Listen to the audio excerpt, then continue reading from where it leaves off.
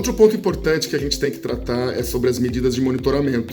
As medidas de monitoramento são fundamentais para garantir que todos os protocolos e todas as ações planejadas estão sendo colocadas em prática, estão sendo colocadas a contento dentro dos padrões que o hotel se compromete a oferecer como nível de segurança tanto para o seu hóspede como para seus colaboradores e prestadores de serviços. Então, o monitoramento vai desde a garantia de que as pessoas compreenderam as atividades que devem executar. O monitoramento pode ser feito através de checklists. A gente tem aí algumas empresas, inclusive algumas oferecendo algumas versões gratuitas, né?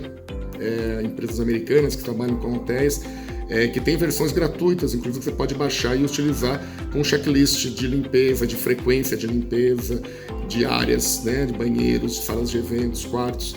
E inclusive, caso você não tenha acesso a isso, a gente pode também usar manualmente, como esse documento que está sendo mostrado aqui. São checklists convencionais, onde você tem ali horários, você tem as atividades que foram desenvolvidas, a periodicidade, a frequência, quem fez, né, e como fez.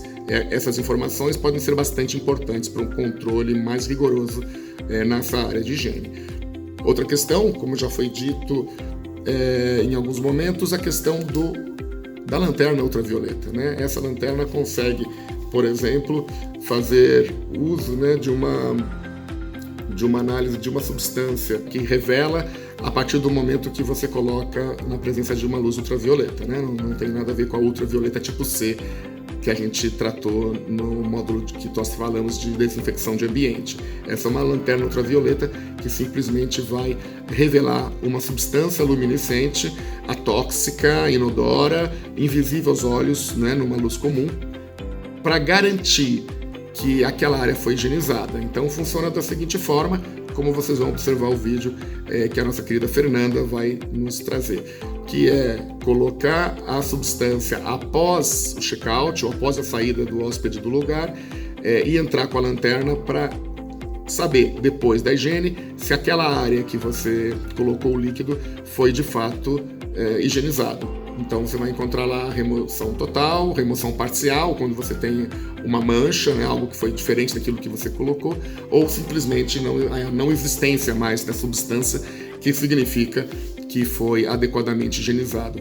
Então esses são pontos importantes de monitoramento, que são baratos, que a gente pode utilizar. Também tem medidas mais robustas, né, como por exemplo o ATP, que é a adenosina trifosfásica, né, a adenosina de trifosfato, que é também uma análise que pode ser feita, e tem também esse equipamento manual, onde você também tira o swab de uma superfície, faz uma análise da superfície para descobrir, né, o que tem de proteína, levedura, o que tem de sujidade naquele ambiente, e ele te traduz aquilo em níveis de sujidade, né? Ele dá uma numeração, um ranking, e você sabe se aquela área está limpa, se está parcialmente limpa ou se ela está suja. Também é uma outra forma da gente poder periodicamente fazer uma avaliação das ações de sanitização do ambiente.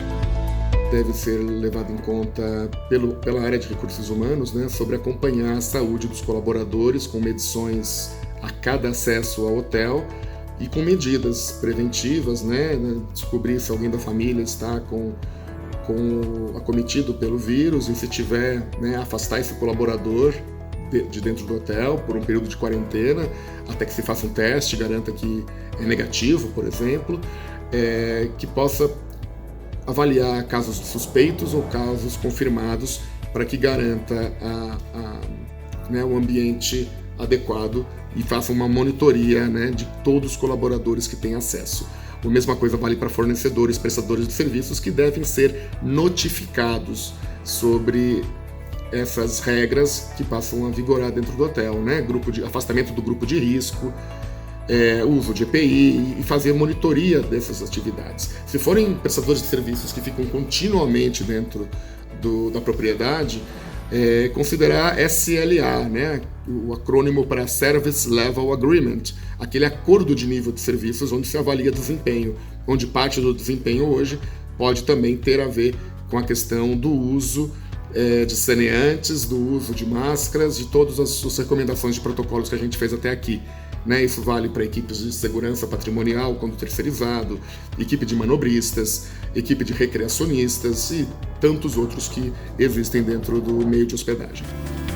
Outra medida de comunicação importantíssima é revisitar todas as comunicações visuais que a gente tem, né? Como placa de elevadores, como placas no acesso às áreas, ou no uso do álcool gel, ou no uso obrigatório de máscaras, ou no uso de algum EPI específico para os colaboradores, né?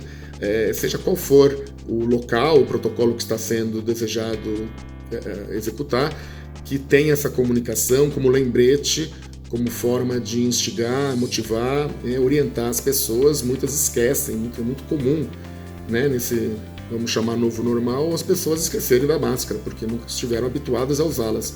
E a partir de agora, às vezes, quando encontra a placa, ela se recorda, volta, busca, ou simplesmente se sente menos à vontade de transgredir alguma regra quando existe uso obrigatório de máscara escrito dentro de um elevador, ou utilize solução de gel alcoólico ao acessar esse ambiente, ou seja qual for o protocolo que se deseja instruir. Ainda em relação ao monitoramento, é importante avaliar a quantidade de pessoas, né, o acesso da quantidade de pessoas a determinados locais, né, como restaurantes, piscinas, salão de jogos, ou academias, ou quaisquer áreas que estejam disponíveis ao cliente e que não tenham um sistema de reserva, que seja possível simplesmente entrar. Essas áreas devem ter uma maior rigorosidade em relação à quantidade de pessoas, né? Em alguns casos se considera aí 50% da capacidade, mas também considerando o distanciamento de 1,5 m e 2 metros aproximadamente entre cadeiras, mesas, como já foi explicado anteriormente. Essas medidas são importantes para que garantam que determinado número de pessoas, a partir de um determinado número, essas pessoas têm que aguardar a saída de um cliente para que possa ter acesso ao serviço. E alguém dentro da estrutura deve estar responsável por essas medições, por essas informações, pela abordagem ao cliente quando isso acontece e até na avaliação de uma possível transgressão do cliente sobre determinadas regras.